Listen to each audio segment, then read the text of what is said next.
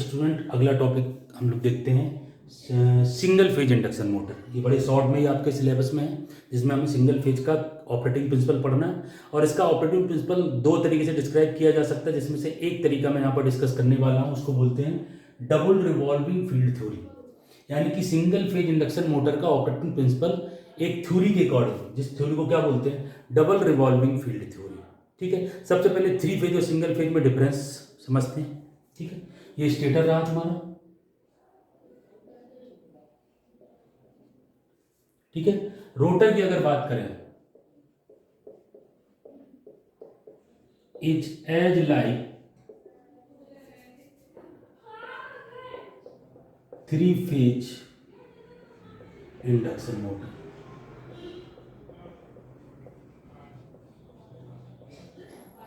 Stator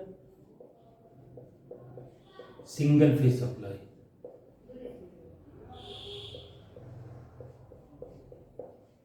यानी कि अंतर समझते हैं सबसे पहले।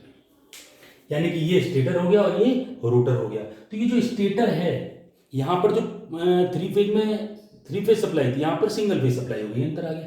रोटर में कोई भी डिफरेंस नहीं है। यानी कि जो रोटर का इक्विवेलेंट सर्किट जो थ्री फेज की तरह हमने बनाया था, ऐसे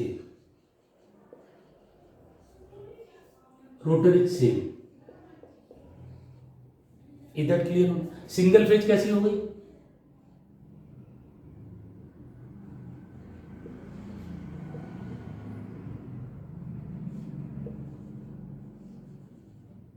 स्टेटर, अगर मैं यहां पर ये बात कर रहा हूं, तो ये जो रोटर है वो सेम है, और ये क्या हो गया, स्टेटर। गौर से समझो। यानी कि थ्री फेज इंडक्शन मोटर में हमने कितने चेंजेस किए? जो थ्री फेज सप्लाई स्टेटर में दे रहे थे, वो क्या कर दी, सिंगल फेज कर दी हमने। जो रोटर था वो बिल्कुल वैसा ही है, थ्री फेज बाइंडिंग के लिए बाउंडी है वो, जो थ्री फेज में होता था। यानी कि सिंगल फेज इंडक्शन मोटर में हम रोटर की बाइंडिंग से छेड़छाड़ नहीं करेंगे, केवल स्टेटर बाइंडिंग से छेड़छाड़ करेंगे। थ्री फेज सप्लाई से हमने कौन सी सप्लाई कर दी, सिंगल फेज सप्लाई कर दी। सबसे पहले ये चीज। चलो अब आगे बढ़ते हैं इसके अपने प्रिंसिपल पे। जैसे ही तुमने स्टेटर में सिंगल फेज सप्लाई दी, रोटेटिंग मैग्नेटिक फील्ड पे आ जाओ। कहां पर आ जाओ, रोटेटिंग मैग्नेटिक फील्ड। अगर मैं यहां पर सिंगल फेज सप्लाई दे दूं तो क्या होगा, जरा देखते हैं। सबसे पहले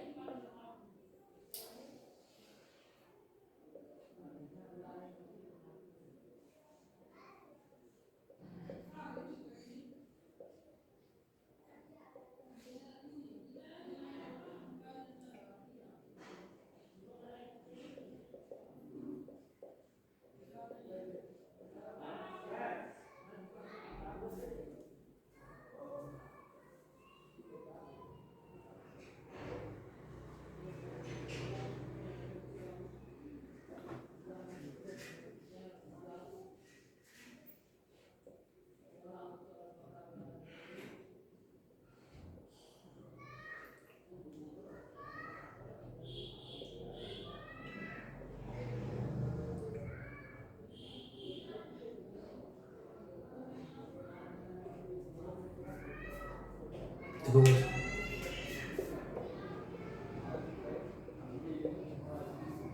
जैसे ही मैंने सिंगल फेज सप्लाई दी तो अल्टरनेटिंग मैग्नेटिक फील्ड जनरेट होगी। और हमने पढ़ा था कि अगर सप्लाई सिंगल फेज है तो वहां पर रोटेटिंग मैग्नेटिक फील्ड जनरेट नहीं होगी, जैसे कि थ्री फेज में हो रही थी। थ्री फेज में क्या हो रहा था, यहां पर एक मैग्नेटिक फील्ड थी जो रोटेट कर रही थी।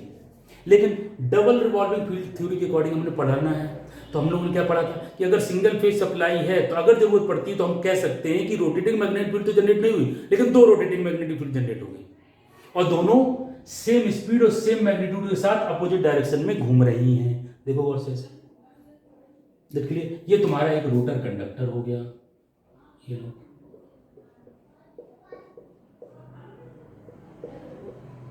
एक रोटर कंडक्टर से समझने की कोशिश करते हैं। ठीक है, अब अगर इसको गौर से देखें तो थोड़ी देर के लिए इसका पूरा का पूरा ऑपरेटिंग प्रिंसिपल हमें थ्री फेज के अकॉर्डिंग ही पढ़ना है। अगर मैं दो फील्ड की थ्योरी को लेकर चलता हूं, क्यों, क्योंकि पल्सेटिंग अगर मैग्नेटिक फील्ड है, सिंगल फेज सप्लाई अगर है, तो definitely pure rotating magnetic field generate होने वाली नहीं है। तो हमने क्या एक तरीका निकाला उसको पढ़ने का, कि हम ये मान लेंगे कि दो रोटेटिंग मैग्नेटिक फील्ड जनरेट हुई और दोनों अपोजिट डायरेक्शन में रोटेट कर रही है, यानी कि एक भी नहीं है। भाई दो अपोजिट करने का मतलब क्या है, एक भी ना होना। अब समझते हैं इसके ऑपरेटिंग प्रिंसिपल को। ये इधर एक को मान लिया फॉरवर्ड फील्ड, और एक को एफ बैकवर्ड, फॉरवर्ड फील्ड और बैकवर्ड फील्ड। थोड़ी देर के लिए सब लोग बैकवर्ड फील्ड को भूल जाओ। गौर से देखना, अगर मैं बैकवर्ड फील्ड को भूल जाऊं, स्टेटर को भूल जाऊं, तो ये रोटर नजर आ रहा है, ये कंडक्टर और एक रोटेटिंग मैग्नेटिक फील्ड और उसका मैग्नीट्यूड। तो क्या ये बिल्कुल थ्री फेज की तरह लग रही है कि नहीं? तो थ्री फेज में क्या होता था, एक रोटेटिंग मैग्नेटिक फील्ड, जब ये रोटेटिंग मैग्नेटिक फील्ड ऐसे घूमेगी तो इसमें ईएमएफ इंड्यूस होगा, करंट आएगा, फोर्स किस तरफ आएगा, इसी फील्ड की डायरेक्शन, वो फोर्स इसको इस तरफ घुमाने की कोशिश करेगा। अच्छा, ये नहीं है तो इस वाले में देखो, ये भी बिल्कुल थ्री फेज होगी, लेकिन ये थ्री फेज इंडक्शन मोटर को अगर गौर से देखें तो किस तरफ घूमने की कोशिश करेगी, एफ, ये कहां लाएगा एफ, यहां। यानी कि अगर मुझे इस टॉपिक को अच्छे से समझना है तो मैं सिंगल फेज इंडक्शन मोटर के अंदर थोड़ा सा चेंज कर दूंगा कि वहां एक रोटेटिंग मैग्नेटिक फील्ड थी और एक रोटेटिंग मैग्नेटिक फील्ड होने का पूरा ऑपरेटिंग प्रिंसिपल तुमने पढ़ रखा है। तो दो रोटेटिंग मैग्नेटिक फील्ड होने का प्रिंसिपल हम आराम से पढ़ सकते हैं इस प्रिंसिपल को इससे कंपेयर करा के, यानी कि दो बार इसको डिस्कस करेंगे। तो अगर मैं गौर से देखूं सिंगल फेज में forward field three phase induction motor की तरह, बैकवर्ड भी थ्री फेज, अलग अलग देखें तो दो थ्री फेज इंडक्शन मोटर होगी, एक मोटर को फॉरवर्ड क्लॉकवाइज घुमाएगी और एक एंटी क्लॉकवाइज घुमाएगी, दोनों बराबर हैं, तो एक क्लॉकवाइज घुमाने की कोशिश कर रही है और एक एंटी क्लॉकवाइज, तो नेट फोर्स कितना हो गया,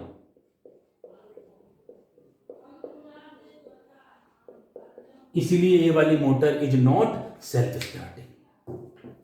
पल्सेटिंग मैग्नेटिक फील्ड होती है तो डेफिनेटली उनको हम दो मैग्नेटिक फील्ड में रिजॉल्व करते हैं, एक क्लॉकवाइज घुमाती है और एक एंटी क्लॉकवाइज, तो नेट टॉर्क क्या हो जाता है, जीरो। तो इसलिए ये वाली मोटर सेल्फ स्टार्टिंग नहीं होती। अब आगे का मुद्दा करते हैं। तो ये क्वेश्चन आता है, भाई single phase induction motor is not self starting. ध्यान रखना, थ्री फेज का प्रिंसिपल आना चाहिए इसको पढ़ने के लिए, अगर मुझे डबल रिवॉल्विंग फील्ड थ्योरी समझनी। सिंपल, एक को बंद कर लो, बिल्कुल थ्री फेज, तो किस तरह घूमने की कोशिश करेगी, थ्री फेज, जिस तरह मैग्नेटिक फील्ड की डायरेक्शन है। इस वाली मैग्नेटिक फील्ड इस कंडक्टर को कहां घुमाने करेगी, क्लॉकवाइज, बिल्कुल थ्री फेज की तरह। तो ये दोनों एक बार क्लॉकवाइज घुमाने की, एक फील्ड क्लॉकवाइज और एक एंटी क्लॉकवाइज, प्रिंसिपल कैसा, थ्री फेज की तरह। लेकिन ये मोटर नहीं घूमेगी क्योंकि दोनों इक्वल एंड अपोजिट फोर्स लगेंगे, तो net force is zero. Second part पे आते हैं। अब भैया इसको कैसे चलाएं, चलाने के लिए हमने क्या किया, एक तरीका होता है कि मैं इसको किसी भी एक्सटर्नल सोर्स से कितनी स्पीड से घुमा दूं, एन। अगर मैं इस मोटर के रोटर को किसी भी एक डायरेक्शन में एन स्पीड से घुमा दूं, let in forward direction, let in forward direction with speed N, बहुत समझना। अगर मैं इस मोटर को किसी भी एक डायरेक्शन में घुमा दूं, लेट मैंने फॉरवर्ड डायरेक्शन में घुमा दिया विद स्पीड एन, तो अब क्या होगा, गौर से जरा देखते हैं और समझते हैं, ठीक है जरा। और गौर से देखना, अगर मैं फॉरवर्ड डायरेक्शन में इसको घुमा दूं तो बैकवर्ड को भूल जाओ थोड़ी देर के लिए, तो इसकी स्लिप निकालें, स्लिप फॉरवर्ड के कारण ये कितनी स्पीड से घूम रहा है, एन, इसकी स्पीड कितनी है, एन एस, तो स्लिप कितनी हुई, N S minus N upon N S is equal to मान लो एस, ठीक है। बैकवर्ड की देखें जरा, एस बैकवर्ड फील्ड, तो ये इधर है और ये देखो, और रोटर कहां घूम रहा है, एन एस एन, यहां पर देखो एन एस और ये एन, दोनों में अंतर क्या है, एन एस माइनस एन, तो यहां पर एन एस प्लस एन, इसको लिखने जाएगा तो क्या लिख सकते हैं, देखो twice N S minus N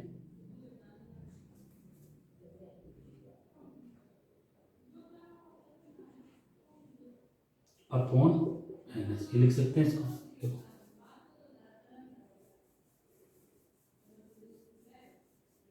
twice N S, मेरे तो N S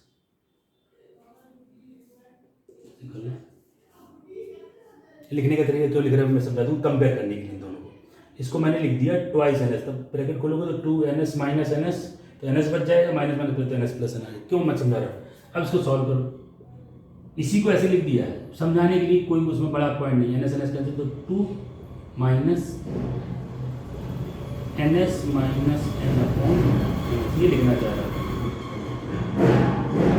to minus S तो फॉरवर्ड फील्ड के कारण जो स्लिप आई वो एस, बैकवर्ड फील्ड के कारण जो स्लिप आई वो कितनी आएगी 2 माइनस एस। गौर से करना इसको। अब थोड़ी देर रुकता हूं, एक पार्ट करने से पहले थ्री फेज इंडक्शन मोटर का ऑपरेटिंग प्रिंसिपल देखो। जब मैंने बताया था कि जब कंडक्टर में करंट फ्लो करता है, ठीक है, और अगर इस करंट को जो हमने कैलकुलेट किया था तो कितना आया एस E2/Z। देखना है जरा गौर से। तो इस करंट के कारण क्या डेवलप होती थी कंडक्टर की, और ये किसको अपोज करती थी, ये प्रिंसिपल से उत्तर प्रिंसिपल समझना। ये यहां पर क्या है, ये देखो जरा, मेन मैग्नेटिक फील्ड। यहां पर मेन मैग्नेटिक फील्ड किसके कारण है, फॉरवर्ड फील्ड के कारण अलग है, बैकवर्ड फील्ड के कारण अलग है। तो ये हो गई फाई। जब इस फाई फॉरवर्ड के कारण इस कंडक्टर में जो करंट इंड्यूस होगा वो करंट अपना खुद का फ्लक्स प्रोड्यूस करेगा, और वो फ्लक्स इस फील्ड को अपोज करेगा।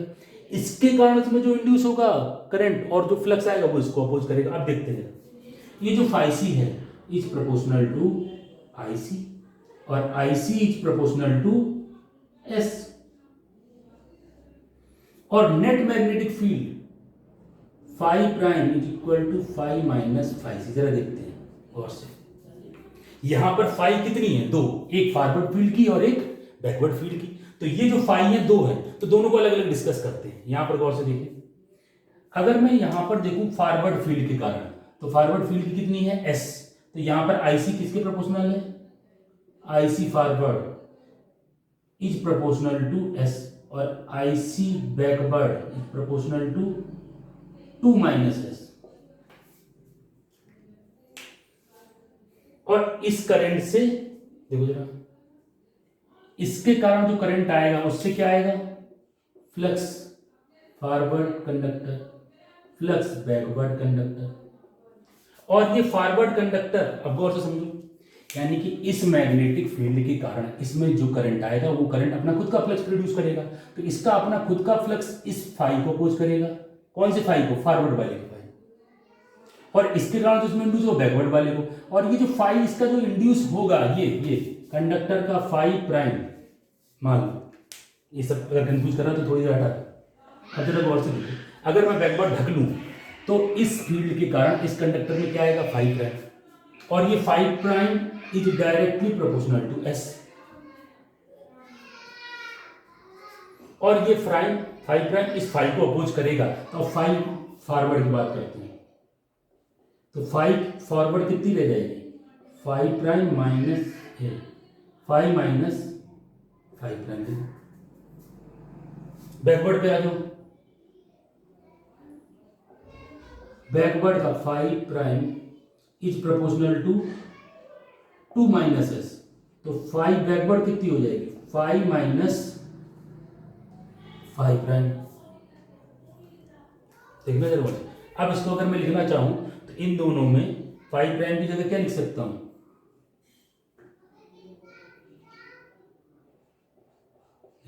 क्योंकि ये एस के प्रोपोर्शनल और ये 2 माइनस एस के प्रोपोर्शनल, देखो इनटू की। अब गौर से तुम्हें समझना है, यानी कि ये 5F क्या है, फॉरवर्ड फील्ड, ये क्या है, बैकवर्ड फील्ड। इन दोनों की अगर वैल्यू देखूं तो अगर मैं S को बहुत कम कर दूं, S को बहुत कम कर दूं, तो 5F क्या हो जाएगा, 5 के बराबर जितना था। इस मैग्नेटिक फील्ड कारण इसमें करंट आया, इस करंट के कारण इस कंडक्टर में खुद का फ्लक्स प्रोड्यूस हुआ। 3 फेज में जाओ, और जब किसी कंडक्टर में किसी मैग्नेटिक फील्ड के कारण फ्लक्स प्रोड्यूस होता है तो वो फ्लक्स उस मेन फ्लक्स को अपोज करता है। तो फॉरवर्ड फील्ड का जो फ्लक्स है वो कितना रह गया, 5 फॉरवर्ड, पहले था 5 माइनस 5 प्राइम, और वो 5 प्राइम है किसके प्रोपोर्शनल, एस, तो मैंने एस के लिख दिया। यहां पर इसका एस कितना है, 2 माइनस एस, इसके कारण जो करंट आएगा वो 2 माइनस एस के, 2 माइनस एस यहां पर लिख दिया मैंने। अब ये दो फील्ड है, फॉरवर्ड और बैकवर्ड। जब मैंने इस स्पीड को स्पीड से घुमा दिया, now if n is approximately equal to ns, तो sf is equal to 0 and s backward approximately equal to 2। देखो जरा गौर से, n ns के बराबर कर दो 0, तो अगर मैं इसको n कितनी स्पीड के बराबर घुमा दूं, ns स्पीड से किसी भी एक डायरेक्शन में, फॉरवर्ड या बैकवर्ड, तो क्या होगा, s फॉरवर्ड 0 हो जाएगा, s बैकवर्ड 2 हो जाएगा। अब देखो क्या होगा, अगर मैं s 0 रख दूं, यानी कि इस कंडीशन को टेक्निकली कैसे लिखते हैं, when 2 minus S is very very greater than S, चाहे ये लिखो, और ये होगा कब, जब ये हो जाए। देखो जरा अब क्या होगा, ये 0, इसका मतलब 5 prime is equal to 5 forward is equal to 5। देखो जरा, पहले 5 थी, 5 फॉरवर्ड चलने के बाद भी कितनी रही, 5। देखो गौर से समझना, थोड़ा सा टफ है। अच्छा 5 बैकवर्ड कितनी हो गई, ये बहुत ज्यादा आ गया 2, तो 5 माइनस 2 के मतलब ये ऑलमोस्ट कितनी हो गई, 0। बस ये समझना था, ये तो 0 है, ये बिल्कुल खत्म होगी, थोड़ी बहुत बची हुई होगी तो उससे मतलब नहीं, कैसे क्या वो नहीं देखना, बस ये फंडा समझना। अगर मैंने किसी भी एक डायरेक्शन में तेजी से घुमाया तो एक फील्ड पर कोई इफेक्ट नहीं पड़ेगा, दूसरी फील्ड को अपोज करने के लिए एक नई फील्ड डेवलप हो जाएगी और दूसरी फील्ड यहां से लगभग खत्म हो जाएगी। तो अगर मैं किसी भी एक डायरेक्शन में इसको एनी स्पीड से घुमा दूं तो जिस डायरेक्शन में घुमाऊंगा उस डायरेक्शन की फील्ड तो बचेगी और उसके अपोजिट डायरेक्शन वाली फील्ड खत्म हो जाएगी। यानी कि अगर मैं इस सर्किट से बैकवर्ड फील्ड को वैनिश कर दूं, अगर ये कंडीशन है तो क्या होगा, backward field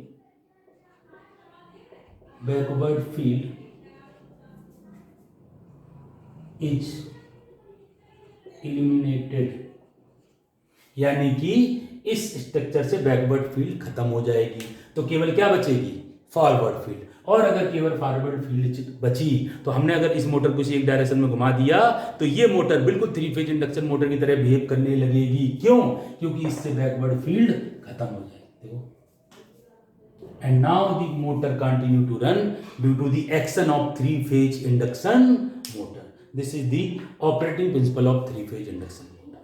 Is that clear? देखो कोई डाउट हो, इतना ही लिखना है। अब इसके स्टार्टिंग मेथड हमें पढ़ने होंगे कि इसको कैसे घुमाएंगे, कैसे स्टार्ट करेंगे, तो वो एक अलग मुद्दा है, वो उसके बाद हम लोग डिस्कस कर लेंगे, उसमें कोई दिक्कत वाली बात नहीं। This is your operating principle of single phase induction motor. देखो गौर से,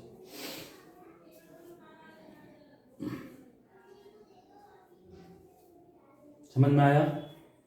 देखो बड़े आराम से घुमा देंगे एक तरफ, पहले 2 फील्ड जनरेट होंगी, आगे बढ़ेंगे, ये कंडीशन आएगी, अगर इस फील्ड के कारण इसमें जो फ्लक्स प्रोड्यूस होगा और बैकवर्ड फील्ड के कारण जो फ्लक्स प्रोड्यूस हो गया, तो जो बैकवर्ड के कारण फ्लक्स प्रोड्यूस होगा वो बहुत ज्यादा होगा तो बैकवर्ड को खत्म कर देगा। फॉरवर्ड वाला जो 5 प्राइम होगा वो बहुत कम होगा। क्यों कम होगा, अभी मैंने एक्सप्लेन किया था, तो उस पर कोई भी इफेक्ट नहीं डालेगा। तो इस तरीके से ये मोटर, यानी कि अगर मैं सिंगल फेज का ऑपरेटिंग प्रिंसिपल तुम्हें कहूं तो there is no difference between operating principle of single phase and 3 phase. इसके बाद बिल्कुल 3 फेज की तरह, पूरा 3 फेज की तरह।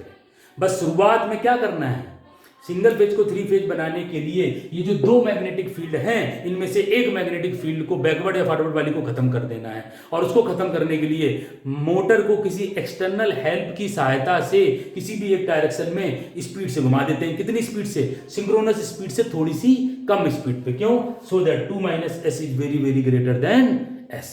This is the basic concept. यानी कि सिंगल फेज में 2 मैग्नेटिक फील्ड होती हैं, उसकी एक मैग्नेटिक फील्ड को खत्म कर देते हैं तो सिंगल फेज 3 फेज बन जाती है। That's it, this is the operating principle of 3 phase induction motor. चले अच्छा, स्टार्टिंग मेथड की बात करते हैं। ठीक, ये भी क्वेश्चन आता है।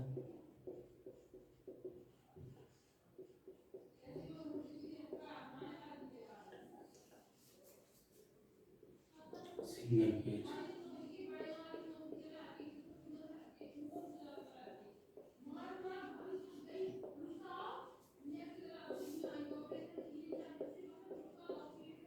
ओके। तो कुल मिलाकर के अगर गौर से देखें तो हमने प्रिंसिपल तो पढ़ ही लिया, तो अब मोटर को घुमाना है। तो कैसे स्टार्ट करते हैं मोटर को, ये देखना है। तो मोटर को स्टार्ट ऐसा तो नहीं कि यहाँ से पकड़ घुमाओगे फिर एक दूसरी मशीन लेके आओगे। तो अब पता लगा तुम्हें सिंगल फेज को स्टार्ट करना है तो दूसरी एक मोटर लेके आए, फिर उसको स्टार्ट किया, फिर उसको उससे कनेक्ट किया, तो बेवकूफ़ी हो जाएगी ना, ऐसा थोड़ी ना करते हैं। तो उसके लिए क्या करते हैं, थोड़ा सा तरीका अपनाते हैं कि शुरुआत में सिंगल फेज को 3 फेज बना देते हैं। यानी कि जो कुछ भी ये हो रहा है किस कारण हो रहा है, क्योंकि सप्लाई कैसी है, single phase. What is the difference between three phase and single phase? ये सप्लाई सिंगल फेज है, तो सिंगल फेज सप्लाई होने के कारण कितनी मैग्नेटिक फील्ड जनरेट हो जाती है? दो। अगर ये सप्लाई थ्री फेज होती तो क्या जनरेट हो जाती है? Rotating magnetic field. तो कुल मिला के जो डिफरेंसेज हैं वही हर चीज का टेक्निकल पार्ट है, गौर से देखो तो यहाँ पर एम क्या है? तो अगर मुझे three phase motor single phase को अगर मुझे स्टार्ट करना है तो उसका तरीका हम लोगों ने क्या अपनाया कि शुरुआत में हम कहीं से रोटेटिंग मैग्नेटिक फील्ड जनरेट कर लें। अब वो रोटेटिंग मैग्नेटिक फील्ड कैसे जनरेट होगी तो तुम्हें पता है, या तो सिंगल फेज सप्लाई हो या थ्री फेज हो या एक डबल फेज भी पड़ी थी। डबल फेज में कंडीशन थी कि दोनों फेज के बीच में कितना एंगल होना चाहिए? 90 डिग्री का एंगल होना चाहिए। तो हम लोग यहाँ पर क्या करते हैं, सिंगल फेज की जगह एक बाइंडिंग की जगह दो बाइंडिंग यूज कर लेते हैं। देखो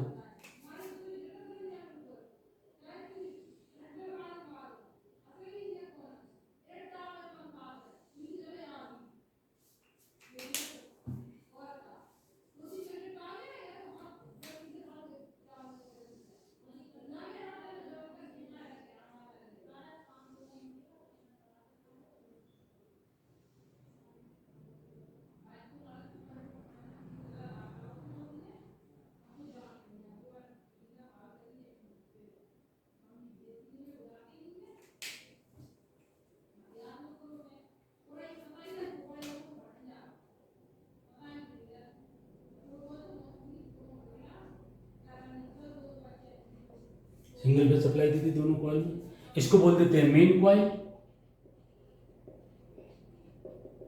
इसको ऑक्सिलरी स्टार्टिंग कॉइल।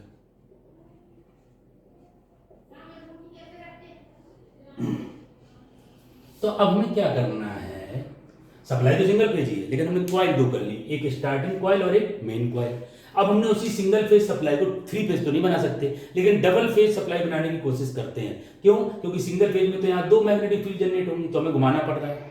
तो हम लोग शुरुआत में इस मोटर को क्या बनाएंगे? थ्री फेज बनाने की कोशिश करेंगे, यानी कि रोटेटिंग मैग्नेटिक फील्ड जनरेट करेंगे। और जब मोटर रोटेटिंग मैग्नेटिक फील्ड की डायरेक्शन में एन स्पीड से घूमने लगेगी तो फिर एक कॉइल को हटा लेंगे और मोटर घूमती रहेगी, जैसा कि हम पढ़ चुके हैं। तो शुरुआत में इसको स्पीड देनी है, उसके लिए कौन कौन से मेथड है? अब ये दोनों कॉइल मिलकर रोटेटिंग मैग्नेट, तो कुल मिला के स्टार्टिंग मेथड क्या है कि शुरुआत में सिंगल फेज में हमें रोटेटिंग मैग्नेटिक फील्ड जनरेट करनी है with the help of starting coil. कैसे? अभी मैं बताने जा रहा हूं। और जब रोटेटिंग मैग्नेटिक फील्ड जनरेट हो जाएगी तो मोटर थ्री फेज की तरह घूमने लगेगी, और जब थ्री फेज की तरह मोटर घूमते घूमते एक स्पीड पकड़ ले जितनी हमें चाहिए, तो जब मोटर एन स्पीड से घूमने लगे तो फिर हम स्टार्टिंग कॉइल को हटा लेते हैं और मोटर हमारी क्या बन जाती है? Single phase. तो क्या प्रिंसिपल हुआ?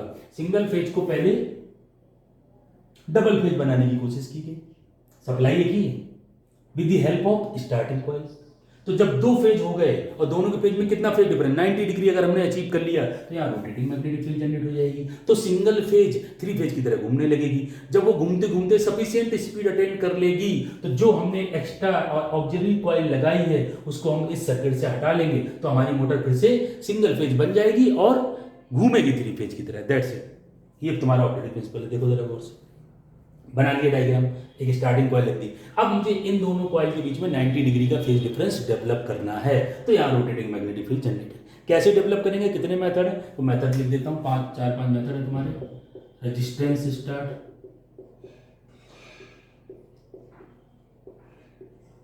सेकेंड कैपेसिटर स्टार्ट,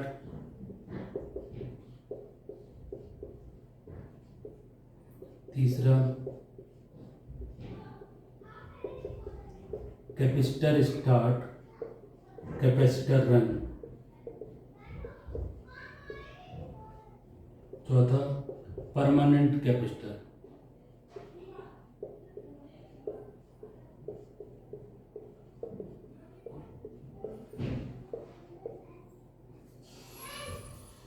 ये चार पांच टाइप की तुम्हारी हैं। सबसे पहले हम इस मेथड को डिस्कस करते हैं। इधर क्लियर? अगर मैं यहाँ पर इसको मेन कॉइल मान रहा हूँ तो इसमें करंट कितना जाएगा? IM, और इसमें IS। जरा देखते हैं, यहाँ पर हमने एक स्विच लगा दिया,